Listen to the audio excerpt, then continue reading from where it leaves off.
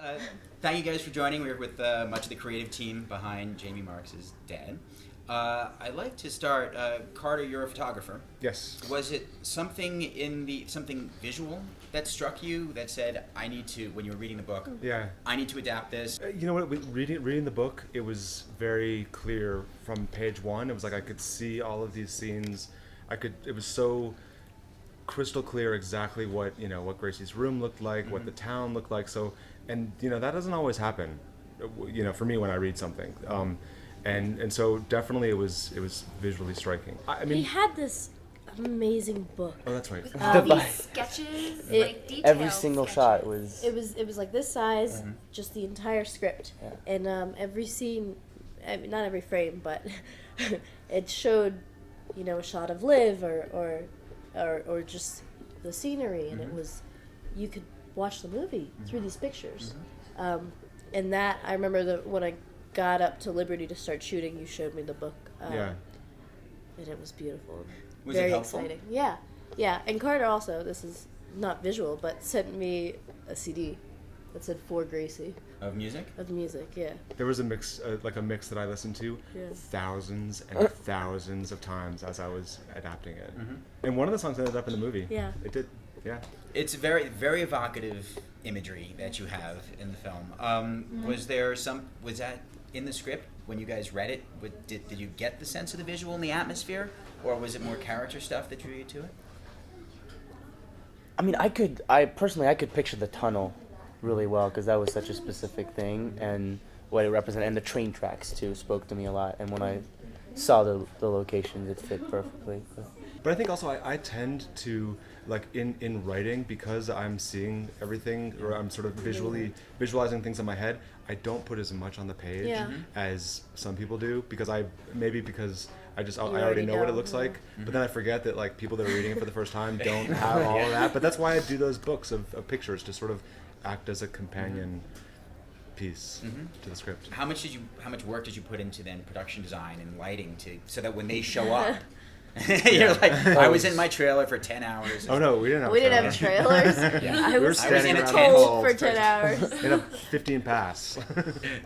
But yeah, I mean, the production designer that we worked with, Amy Williams, was amazing. I mean, I showed her tons of images, and in like meeting with different people, they would all send sort of visual presentations to me, and she sent me one that had several of the same exact images that I had pulled, and it was exactly like a perfect representation of the world. So I was like, okay, this is perfect for you. I don't want to really give anything away, obviously, but there are very strange circumstances. How did you guys work together, find a chemistry to enact those moments? We got lucky. Yeah. Yeah, luck plays a big part. we've all become such good friends after this, and the chemistry, we didn't meet, any of us had never met before, and so I think a lot of it goes to Carter. I mean, he did most of the meetings himself, and he was kind of running the casting process, and that was cool to work one-on-one with the director, at least for me. And when we got to set, I feel like the cold really helped bond us together.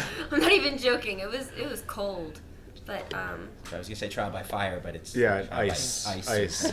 like in the process, like I met all of them individually, and like Morgan and Cameron never read together. Cameron and Noah never met for the first time on set, or when we were on location. So it was a lot of like me trying to. I spent hours and hours with kind of each of them talking about stuff and sort of figuring out, okay. Yeah, lots of emails. Yeah, lots of emails, lots of coffee, sort of trying to mastermind and figure out, like, okay, what is this going to be like when they get together in the same room? Did you allow for improv in those moments, or was it really tightly scripted? Or did you not need it? We actually had a lot of fun sequences where we were allowed to improv to like sort of build on the friendship and the relationship between me and Adam, and so that helped a lot. Those specific moments, running around, that frisbee scene, that was improv. But even also, like once we got on set, I feel like I tried to be not so attached to Yeah. the words on the page. You Yeah. did, but the words were very fitting. I didn't feel the need to change them. well, Right. also, if I can say it, not even just the lines, but I felt so much freedom to just walk however and do whatever I wanted with my body and kind of put myself into this new character body, and he was so great about allowing that freedom. So it wasn't even about the lines. Is that where you start with the character? Do you start with the physicality and start building out, or is it Not wardrobe, always, or is it? but for me, this role was it was very animalistic to me. So I wanted to focus on making sure it looked like that. How about you guys? Where do you start? I'm particular about wardrobe. Not that that's where I start, but once I get into a character, I mean, I do a lot of reading of the script and of my scenes, but then wardrobe is really important to me, especially for someone like Gracie, who like has a very defined taste. And we had a really cool costume designer, Rachel, who was open to you guys too. I think. didn't have much costume, but yeah. But figuring out Jamie's physicality was pretty Yeah, specific. yeah, it was. that's- Yeah, It took some figuring out to figure out what he moved like and Yeah. how he held himself. yeah. I And the mean, makeup.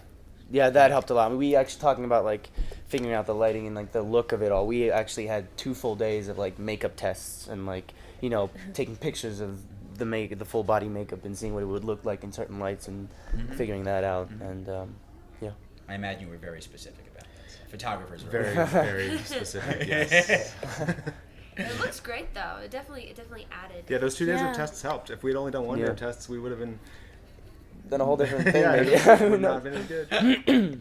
How different is this mode of working from doing a cable 1-hour show to you guys? Very, very different.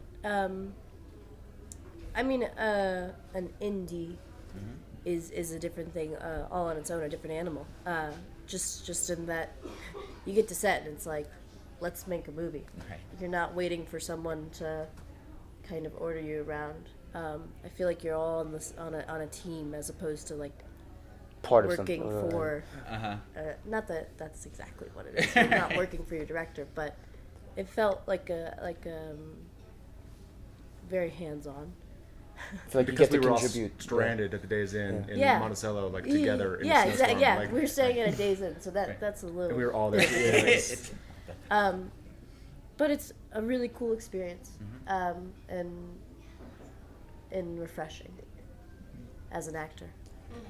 I feel like on Jamie Marks, we all got to like contribute a little bit more to like the vision of it all, and Carter was like super open and was like more collaborative, whereas on the pilot, at least because I haven't shot the whole show, but I was more like servicing a vision rather than really trying to work it out and see what we could do with it and play. It's less playful, but it's interesting, but it's just not as. I think also the producers were really great in trusting us. Alex, and they were there frequently. every but single day. Yeah. I've never seen a producer on television. Oh no. Yeah, but I think they really trusted Carter, and therefore trusted us. Yeah, and they trusted you guys. Yeah. They loved what you guys were doing, so that helps.